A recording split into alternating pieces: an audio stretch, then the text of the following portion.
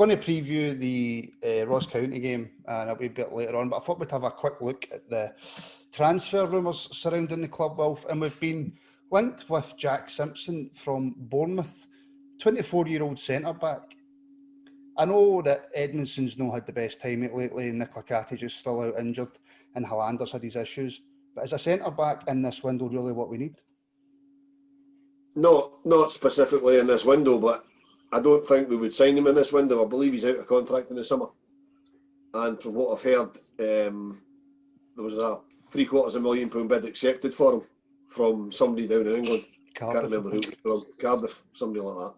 Or in Wales even. Okay. So I can't see us spending that kind of money on a guy we could potentially get for nothing in the summer. I mean, I know we were linked with him a couple of summers back when we ended up getting Joe Worrell in instead.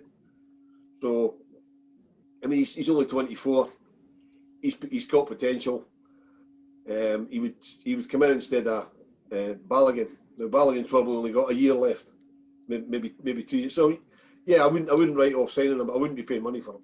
Again, I would probably wait till summer. I think if we were going to get in, we wouldn't pay any money for him. But I'm quite happy with the centre half she's got the now. I think Edmondson, I don't think he's had enough game time to really see what he's actually capable of. There's been a couple of games where he's actually been pretty good, but then obviously the thing where he was out kind of partying with Jordan Jones and stuff, I thought that might have been him finished, but it seems as if Gerrard's kind of want to keep him in the squad and stuff and take it for there. But no, if we can get him for nothing at 24, I think he's probably a good addition to the team. I think, aye. Does it spell the end, Willie, for Edmondson? If we sign... I mean, it is really hard to know because we'll know the ones that are in training every day. We don't see what the manager sees. It could be that we want to loan out George to get him experience, which means that we need another guy to cover for him. And I think, as we were saying kind of off the podcast, that you get to that time of the season now where guys can pick up suspensions. You know, I don't know what it is now, 5 or 6 bookings gets you like a game ban. So for guys like Goldson, for guys like Helander, for Balogun, just having that wee bit of extra cover is maybe what the manager's thinking. Yeah, again, we're only guessing on here. It could just be that we're being linked to this guy and that nothing's going to come of it. Mm-hmm. And that's the same in every transfer window. And I think when you look at how we've done business since Ross Walston comes in, we basically don't know what's happening until the guy's getting shown around the training ground with his scarf and Rangers have announced the signing. I mean, I think there was only that one time, really, that the news kind of broke kind of prior to somebody signing. But out with that, I mean, I think it was like sort of Roof basically was at the club, signed his contract, and somebody tried to leak a picture. Cedric Kitten came out of nowhere. I mean, I don't think anybody was expecting 2 signings that day, and all of a sudden 2 guys rolled up. John McLaughlin was similar. Nobody knew about him. He just turned up and he'd signed. I mean, like, it wasn't even in the papers. So I don't always believe everything that's in the papers now, and the Rangers most likely are looking at players who are available in the summer on pre-contracts, guys that we don't need to pay any money for, because those are the type of players that are going to make us money further down the line in the club's eyes. You know, guys under 25 who've got a value that can be added to because you can improve them. Or maybe younger players, you know, 18, 19, 20, somebody that can come in and they can develop and enhance their ability, a bit like what Bassey was last summer. I mean, let's be honest about it. How many of us knew anything about Bassey? You know, I mean, I'd seen him that one time playing for Leicester at Ibrox when obviously he took a bit of doing that night for the development squad, but I didn't come away from that game thinking we should sign this guy. But then all of a sudden we'd signed him. So I think it shows you with Rangers, we probably really shouldn't look too much into it. But if we were to bring in another centre-back this month, it might just be purely for cover purposes because of the amount of games that's left and the potential for injuries and suspensions. But Wolf mentioned it there, Greg, $750,000 for a player who's out of contract in the summer. So if Rangers are interested, and the reported interest for Cardiff is right, if the player wants to go to Cardiff, I don't see us making a $750,000 offer for him. No, I don't think so. I think because he is out of contract in the summer and we've got enough centre halves to do and stuff like that. So I think we wouldn't push it. I think we've got enough kind of cover. Mm-hmm. So looking to improving as well. Like, that's how far Rangers have kind of come, I think. Like, if they're only going to come if they think they're going to kind of match the kind of centre halves that we've got. It's not going to be maybe somebody that's just going to sit on the bench all the time, or maybe somebody that's not really going to come into the squad. It's, can they maybe push Balogun out the team? Can they really test Goldson, Hollander? And I think that's maybe the only kind of situation we would pay money. But apart from that, no, I don't think we would push it. Might just be that we're trying to coax the guy to hang on till the summer. Mm-hmm. Yeah. Because I mean, would you rather go to, if you're a professional footballer with any ambition, would you rather go to Cardiff now, or wait till June, come to Rangers? You're potentially going to win stuff. There's potentially you're playing in the Champions League. You know, I mean, for a 24-year-old professional that's not really done a lot in his career, I wouldn't have imagined up till now. That's got to be a hell of a draw. Well, Yeah, I looked at it, Wolf, and William, I said this to you, sorry to cut in, William, I said this to you before we started, that I looked up on a few different sites to see how many appearances he's made. And like William says to me, you know, look, you need to be careful what some of these sites say, some of them don't get it right. And the highest amount of appearances I've seen, William, was 35. Now, Cardiff are willing to pay $750,000 for a boy who, unless I'm wrong, and if I'm wrong, I'll hold my hands up, but a boy that's only made 35 appearances in something like 5 or 6 seasons. Yeah, look, without kind of looking through it myself, it's kind of hard to comment. But I mean, interestingly, Cardiff have just sacked their manager in the last 2 hours. Oh, So, I mean, if it was this previous manager that wanted him, are the club going to follow through with the deal? Or has this deal been done with a view to the new manager coming in, and Cardiff already know who it is, and this guy's been signed for the new manager? So yet again, like, there's that many things that we don't know. But even getting back to the summer quickly, when we signed Leon, I didn't think that he was going to be better than Helander, and I still don't think he is. But what he is a different option, because he's got that pace that maybe Big Philip doesn't. But I wouldn't be against having that extra option, as I said previously. If it was something that was available and that it's not going to cost us a lot of money, and if the player's interested in coming up here and being part of the squad, because that's what players have to be, is part of the squad, because the manager will continue to rotate when he can. And when the midweek games coming up again, we will see rotation. So it's important that guys are fresh for the remaining 15, 20 games of the season in league and cup competitions. But just on your point as well, Wolf, and I'll take it back to you, you were saying about, you know, maybe Rangers are doing this so that he hangs on and comes to us at the end of the season, because we've got more to offer in terms of, you know, title-wise, maybe European football as well. But do we know also have to fight against the fact that possibly Cardiff could offer him far more in wages? Yeah, they possibly could, but the current state of football with the pandemic and things like that, we don't know what Cardiff are paying. I mean, Cardiff maybe won't be in a position to pay him the kind of money that he's looking for. We don't know what he's on where he is. Yeah. You know, and he might be one of these guys that making a fortune is not that important to him. He's 24. He's got 2 or 3 contracts left in him yet, probably. I mean, if he would come to wherever he would go, either Cardiff or come to us or wherever he ends up, 2 years there, make a name for yourself. I mean, what would you do? How big a name could you make for yourself at Cardiff, or come to Rangers, potentially do it in the Champions League? Then you get a move to a club where they're going to pay you an absolute fortune. Yeah. Yeah, and also we've got the pull of Steven Gerrard as well. I suppose you've got to factor that in. Greg, we've also been linked with another Bournemouth player. And I'm going to try this as best I can. Nnamdi Ofoborh. I think that was right. I don't know how much you know about him, but all I know is he's 21 and he's a central defensive midfielder. And I think if you ask the fans, apart from maybe a right winger, who would we be looking to bring in? I think it would have been a defensive midfielder, simply because I don't think, and it's early days yet, but I don't think Zungu has impressed the majority of the fan base. No, I don't think so. And I think, you say, Kamara's kind of the only other kind of person that kind of fills that role. But no, for me, like you were saying there, Martin Zungo's, we're expecting big things for him. That was all the kind of South African press were kind of talking about, was how good he was, kind of box to box, gets the tackles in. But he's just not really seemed to adapt to the Scottish football. He seems quite tentative to me. There's nothing really about him that suggests that he's going to really kind of get used to Scottish football and kind of compete with the type of midfielders that you get up here, who just want to kind of foul and in your face all the time. So I don't know much about that boy, right enough, but 21, only kind of the start of his career. I think somebody like that coming in would be, again, for further options, a good addition. Somebody would probably see like say Gerrard and stuff as well. It's probably a boy like that seen that she's one of his kind of childhood idols. I mean, kind of a midfielder as well. So he probably thinks up there, can I get the potential for Gerrard for the rest of my career and for there? And I think it would again benefit us. I don't think it would, because there's too many issues. But if we could get somebody like that, and I think that's a kind of key area, because like with Davis as well, Davis is getting older, and Jack, if we can get him back to fitness, but there's nobody really in that kind of area that is controlling as much with Davis as I think we're seeing some kind of previous podcast that Derek was saying. Davis is kind of seeing himself in the centre half position, but because he's age and stuff now, there's only so often he's going to be able to do that. So somebody young who is going to be able to kind of cover the positions where Rangers need when we're kind of on the back foot is kind of ideal for somebody his age. So interesting to see what happens. Again, another player, Wolf, whose contract's up at the end of the year, or the end of the summer, I should say.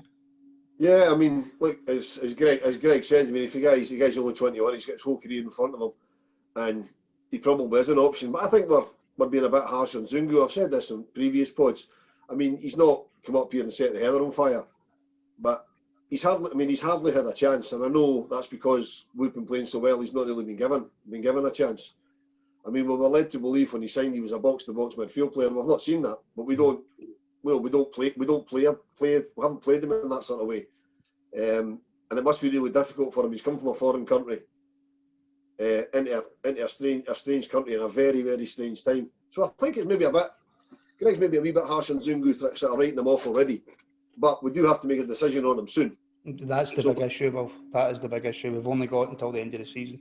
So whether it's a case of hopefully get the league tied up as quickly as we can and play guys like Zungu to see what they've got, towards the end of the season when we can potentially afford to not win every game. We always want to win every game, but once the league's done and dusted, you can just put guys like that and, maybe give some of the younger guys a bit of game time, stick Zungu in as well, see how they get on. But, I mean, if this guy whose name I'm not even going to attempt is coming in, if he came in, I think we'd need to let Zungu go back over to France, because I don't think there's room for both of them in the squad. Well, 21, William, player for the future? I mean, it depends how the club look at these things now. For me, a guy that's 22 this year at some point, he's really only had one decent spell where he was out at Wycombe and loan, for what I understand. He's slightly versatile in that he can play centre-back, holding midfield and central midfield. He would have to come in to be... I don't know what the right word is. I mean, it's not to be evaluated, because he's going to get evaluated before you sign him, kind of thing. But to bring somebody like that in, he wouldn't be an automatic fit for the first team. So if you were to bring him in and loan him out, so by the time you bring him back, he's 22, nearly 23. I don't know if that's the kind of recruit that we're looking for, if I'm totally honest. It feels like how we've done our business so far, that doesn't kind of fall into the avenues that we're looking at, in my opinion. And I think, as Wolf points out quite well, that kind of holding midfield role is a specialised one, and one that Ryan Jack's exceptionally good at. And the fact we've got Zungu as well, this guy, unless, as Wolf quite rightly points out, that Zungu's going to be cut loose in the summer, and this guy comes in to sort of work with the squad and to get better and to improve, etc. But you want to put trust in a guy that's really only played League One football for Wycombe and played a handful of games for Bournemouth, and he's nearly 22. But yeah, again, I'm not being disrespectful of the guy, because I don't know a huge amount about him. I've never seen him play, but that just doesn't seem to fit into what we've done previously and the type of signing that we're trying to make. And just straight back to you then, William, for the only kind of bit of business going out the way, and that's Dapo Mabudi going out on loan, and his contract's up at the end of the year. So obviously you're our professional youth development expert. Is that his career over at Rangers?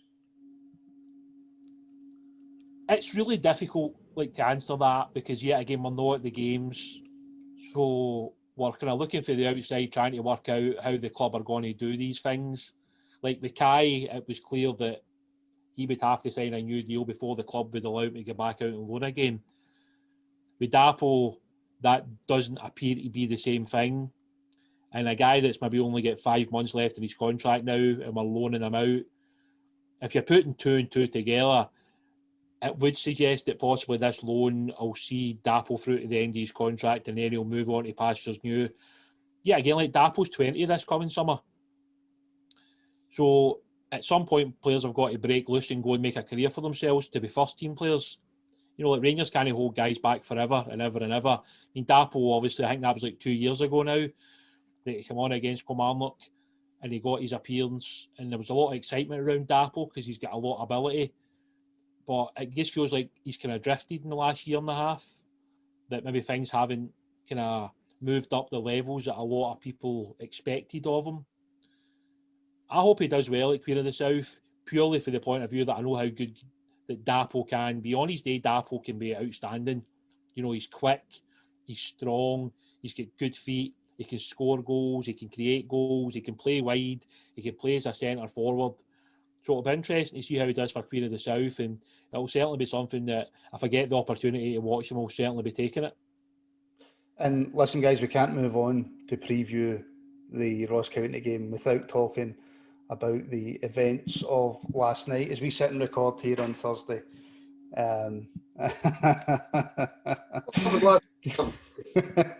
Sorry, I couldn't do that without laughing, Greg. Celtic drew 2 each with Livingston. Was that under 16s? Now, we've been talking for the last couple of weeks on the podcast about, you know, when do we say the league's over? When do we say the title's over? That's it, isn't it?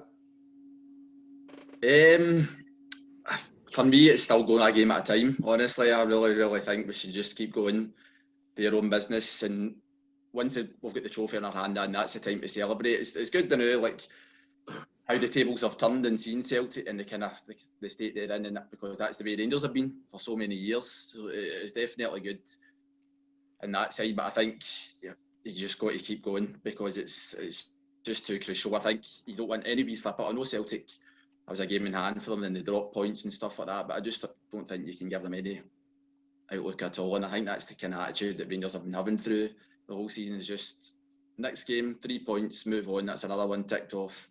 Keep going. As much as it is, it's great they're dropping points. It's absolutely brilliant. I mean, you're getting belief. Don't get me wrong. You're like, here we go. This could actually be happening here. But then you go, right, no. Feedback, Ross County Saturday, 3 o'clock, 3 points. Yep. So for me, I just game at a time, keep going, tick them off. And when it's done, that's when the real celebrations can happen. Aye. For me, it's exactly the same. I mean, there seems to be, if you look at social media, there seems to be a number of Rangers fans falling into the trap that lot of support fell into. They were more worried about what we were doing than what they were doing. We need to just keep concentrating on what we're doing. I mean, yeah, it's brilliant that they're falling to bits, that they're dropping points and their managers coming out with ridiculous press conferences and you know, contradicting everybody and picking fights with everybody. That's great. But the most important thing is we just keep winning games of football. And it's not just for this season, as I said a couple of weeks ago. You know, winning this one's going to be great, but retaining it's going to be even better. And I mean, go back to what Dave King said. You know, it only takes one title, and they'll fall at a pack of cards. We've not even got the title yet; they're starting to fall at a pack of cards. But we need to just keep concentrating on what we do. And if they help us by letting us win it earlier by falling apart, that's even better. The reason that I say, William, with confidence, you know, that's it, is simply because I know that we have to keep the head and we have to still win games. But I just do not see in that Celtic team the capability to be able to win the amount of games they would have to win, for even the amount of games we would have to lose. I just don't see them being able to keep up a steady form for the rest of the season. Maybe I'm kind of different for other people. I don't go looking for the results. I don't worry when they're playing. I just worry about when Rangers are playing. So like the next time that I would see, like, you know, like the league table would be after our game on Saturday, and I would notice that they've dropped 2 points. I know that sounds like ludicrous, but for years it was never about Celtic. Mm-hmm. It was about Rangers winning. It was never about like Aberdeen or Motherwell or Hibs. It was never about anything like that. It was just about Rangers winning. As long as Rangers were winning, I knew we were top of the league. Yeah. And that's how it's been this season. You know, like Saturday, it's important we go and win the game. You know, and then we've also got a really tough game against Hibs, and then a really tough game after that, and that's got to be the mindset. But I mean, see what I would say, just like kind of away from Rangers. Look, you've got to give a lot of respect to Livingston. Mm-hmm. You know, this new manager that's come in, he's obviously had a lot of things go wrong for him in his life, maybe in his younger days. But see, for him to go 10 games undefeated, that's a hell of an achievement for a team like Livingston. You know, they obviously don't have the biggest of budgets, but he's got them playing in a certain style that's really difficult to play against. I mean, I think he took his team to Easter Road not that long ago and won 3-0 or 3-1. That isn't an easy place to go and win. So to do that, I'm not one for slagging other teams, because we've got Livingston in like a month's time at Almondvale, and that's going to be a tough game. You know, we know on that pitch, with their style of play, with how physical they are, it's going to be a hell of a tough game. I've got that kind of tunnel vision when Rangers are playing. I only care about when we're playing our next game. And if we win on Saturday, I know we're still top of the league. And if we play next Wednesday and we beat Hibs, we're still top of the league.